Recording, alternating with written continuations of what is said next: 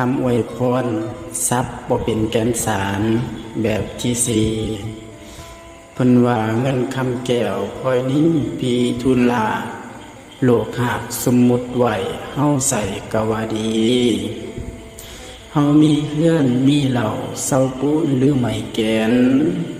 ก็ตามถอนมีเงินล้านเงินแสนก็สนุกใจสื่องานหนาผู้ที่มีนอกจากสิ่งของเหล่านี้มีหัวไห้หน้าสวนมีงัวควายไปเขารถล่าผ้าทางมีงัวเกวียนไว้ห่างสำหรับเดินทางขับขี่มีสิ่งของอาเนกหล่นในเงินยาวนับบ่ไหวแนวนี้หากแม่นหาแม่นเฮาหาได้เวลากายยังตั้งเที่ยงมีเครื่องกินกล้วยอ้อยล้านหน่อยก็พอท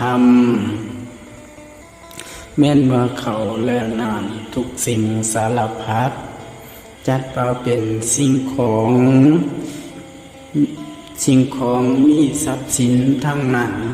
นี่ละเนาะเฮาพากันลงเสือเลยบ่ฮู้ตื่นยามกลางคืนตื่นเช้าก็เมาเฝ้าแต่เครื่องของสมโภชเฮานี่ของตกอยู่ในสงสารบ่ได้ไปนิพพานดังพระองค์พุทธเจ้ามีงัวกล้วยเหล่าเขาหมูหมาเป็ดไก่มีเท่าไรแหงอยากได้โฮมเขาใส่โตความอยากได้ตัณหาพยายามมืดมาบิดเกี่ยงพันไหวบ่ให้หนีสมดังกับคำว่าเพิ่นสี่องค์มณีไขกาวบอกเศร้าโลกไต